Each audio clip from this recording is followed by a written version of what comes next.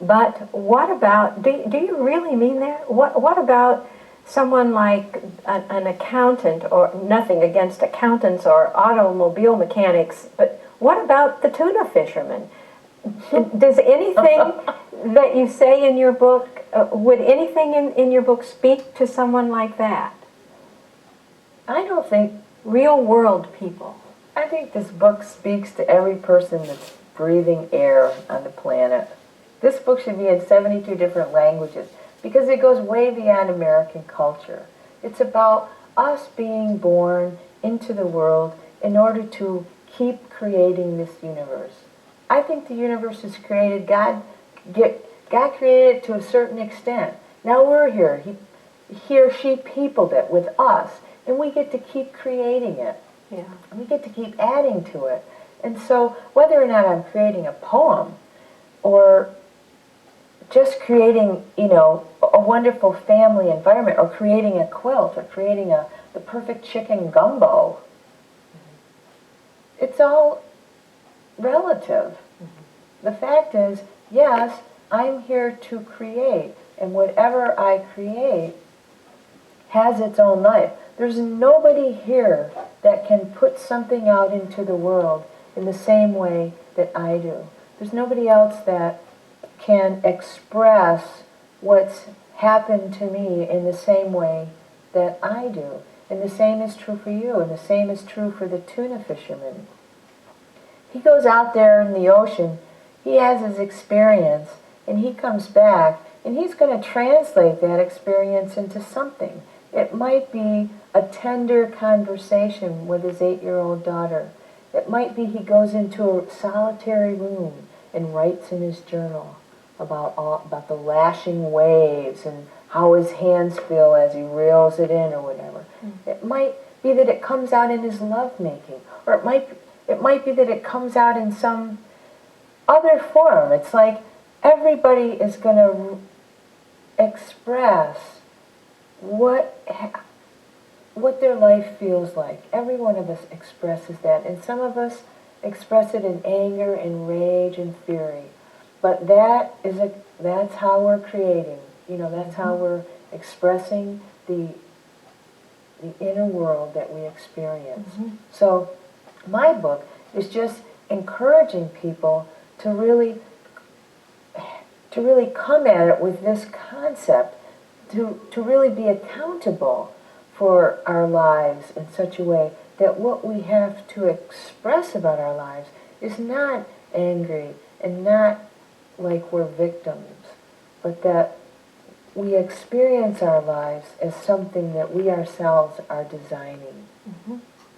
And if I were that tuna fisherman and I said, but why do I need a muse?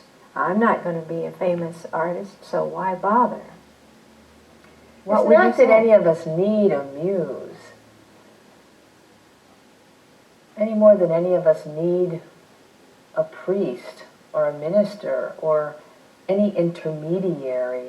I mean, the concept of the muse, I like it because it feels like an internal collaborator. It feels like I'm not alone, and as I, in my longing, reach for the divine, reach for that light, reach for that great passion that I want to participate in, that divine energy, that light, that great passion is also reaching and longing for me. So it feels mutual, and it helps me to be in touch with that, to be, before I sit with anyone, before I do a workshop, I sit very quietly and I open myself up to be the vehicle for this greater wisdom to pass through. Because I don't want me, Jan Phillips, to get in the way. I don't want my ego, my selfishness, my concerns about silly things to get in the way. I don't want to care about what I look like. I don't want to be concerned about bags under my eyes or wrinkles where they never were before. I want to let something much bigger and more real flow through me. So for me to engage with the muse is engaging with the creative, with the spirit of all creativity. The whole process of life. So that's why the muse. There's some people, there's brilliant creative artists out there that have no concept of the muse, I'm sure. There's total atheists creating art that never have a sense of touching into the divine. You know, none of us have a corner on the market. Nobody can sit and say, this is the quintessential fact about creativity. None of us can, because creativity is as individual as any one of us. So this is my take on creativity, and I know that it's helpful for many of us who have had it educated out of us, our confidence educated out of us, our belief in our own ability to create educated out of us. I'm undoing the damage that's been caused in this culture that's so profit-centered, so bottom-line oriented, that we have not focused on the vastness of human capabilities. You've been talking a lot about your own creative process in terms of opening yourself up to be a medium through which the divine energies can speak and move. What do you do? Do you ever feel blocked or depressed? And what do you do? How do you move beyond that? What could you tell other people who may be feeling frustrated by feeling blocked, depressed, uninspired? Well, I think there's a distinction between blocked and depressed. Okay. Because depression could keep us from getting to the desk, whereas blocked is what we experience between the desk and the paper. Right. I think. So to address depression, I didn't renew my newspaper subscription. That'll help. And the people, in fact, I called up to cancel it. And the woman calls back the next day and she goes, well, why are you canceling the subscription to the paper? Didn't we get it to you on time? Is there something wrong with the delivery? I said, no, it has nothing to do with the delivery. It's that there's not enough good news in your paper for me. I really need to be in the presence of more positive energy. And when I read your paper, it depresses me. So I'm not going to collude in that anymore. I'm not going to participate in knowing things that it's not helpful for me to know. I'm not going to look at those photographs and read those stories.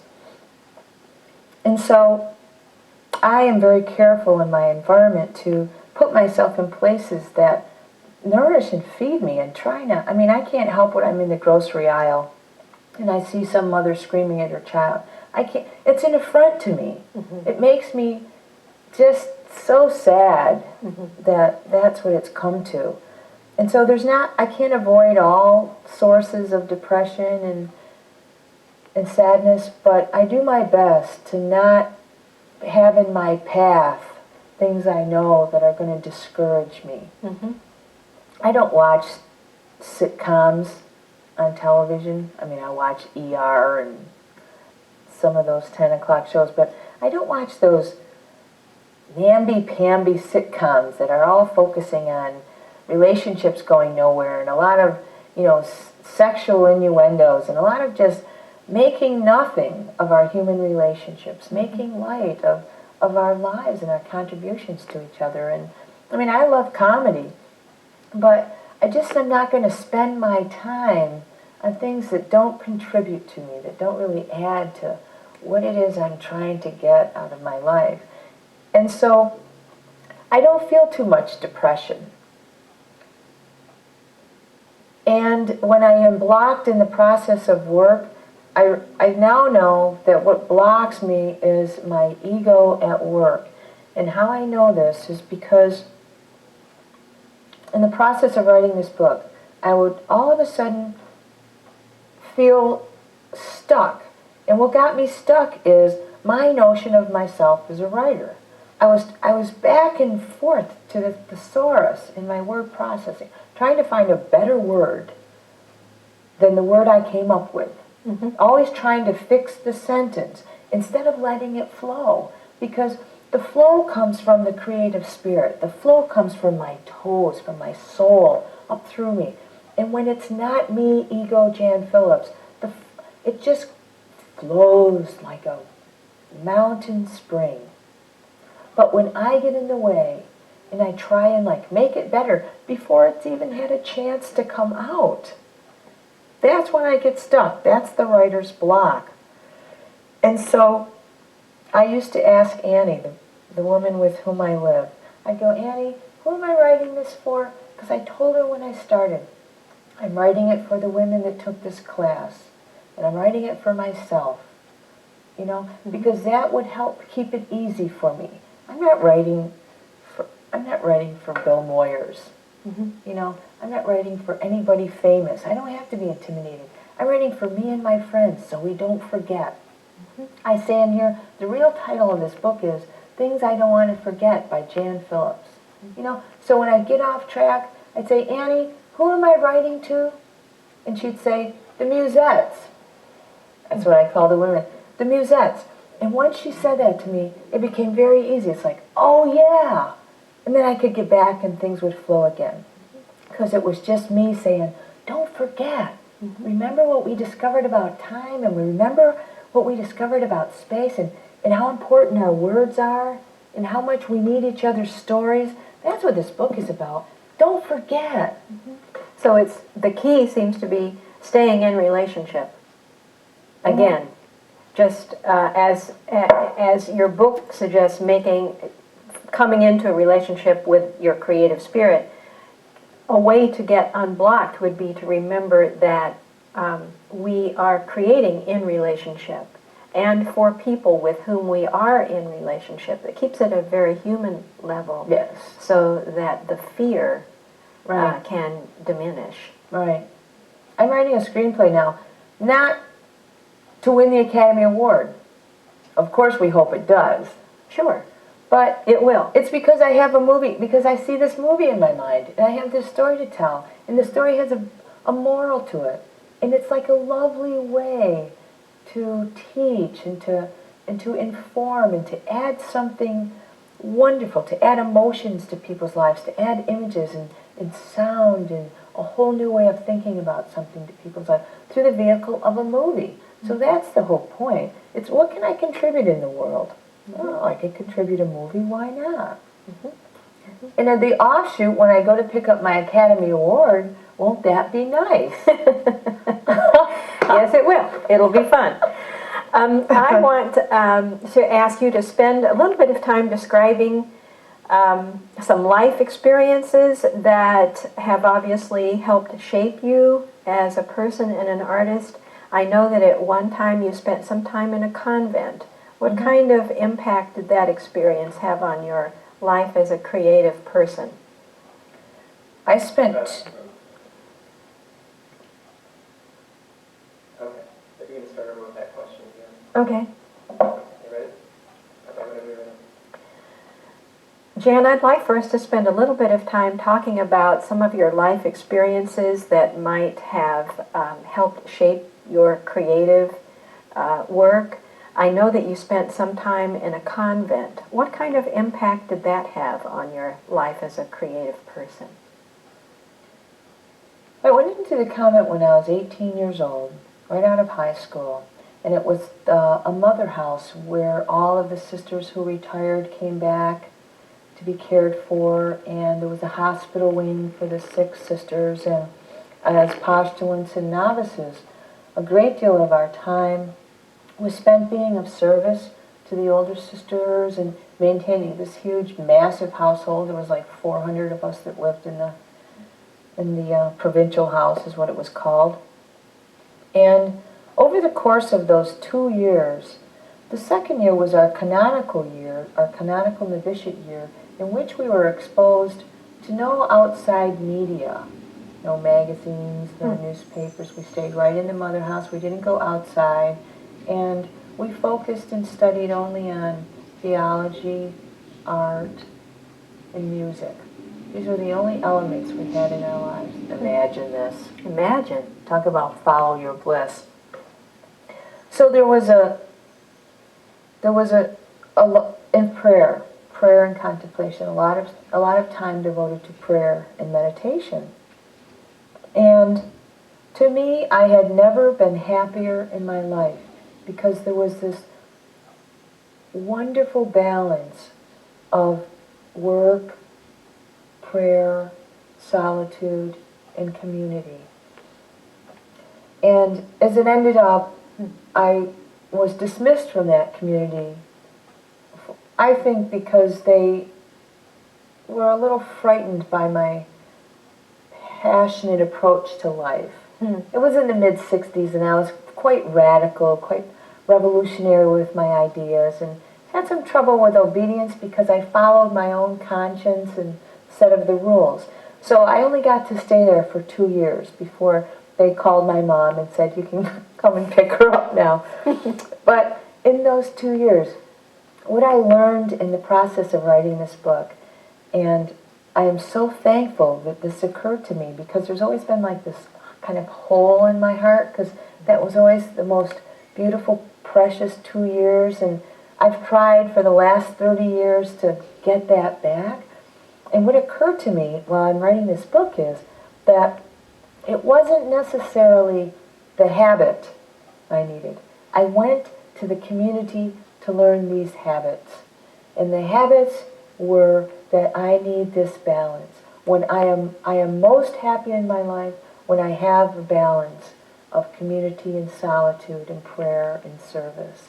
And when those 4 elements are working together, then there's an abundance of creativity in my life because there's an abundance of joy, and I feel solidly grounded in my life, and I feel able to give, and I feel like an important contributor to people in my space. So that convent experience, I just thank God for those 2 very precious years. So I think that was the beginning of my, and there we were taking, I mean, the vow of poverty. It was when folk masses were first starting, and so I come into the community and I say, let's do folk masses, but nobody's got money to buy music, so we had to write our own. So I began, in that community, I began to be a musician. It was the first time I ever knew. It was like out of need. I started to write songs and write music. And the community is still singing those songs that I wrote back in the late 60s. Really? And so, what did they say? Necessity is the mother of invention. So it was like that. I got to experience myself as a musician. And it was the first time I was ever introduced to art. We had an actual art class. We made holy cards, but so what? It was like, my holy card didn't look like anyone else's, because it was my creativity, And so I got to start experimenting with what it felt like to make something from scratch in an environment that was not critical. Nobody would say, well, Sister Janet, that's not quite, good enough, or your colors are wrong. It was like, oh, sister, isn't this beautiful? They'd put them all up and display them. So in the company of kindred spirits, in the presence of affirmation, I began to believe in myself, and I still don't really, I can't say that I can draw or paint. I haven't worked on those aspects of creativity, although I would love to at some point. But I don't doubt that I could draw beautifully with a couple lessons and a little discipline and commitment to it. There's nothing we can't do. I could paint a Sistine Chapel, not probably as good as Michelangelo, and it would hurt my back probably. I'd complain more. But any one of us can do it. We just find a mentor, you get support, you have someone who affirms you. Forget the critics. We don't need critics. It sounds like you got exactly what you and the world need out of your experience of being in the convent. Right. If you had stayed in the convent, maybe you wouldn't ever have been in a position to write this book and share what you've learned. Absolutely. We're led along paths unbeknownst to us. That's right.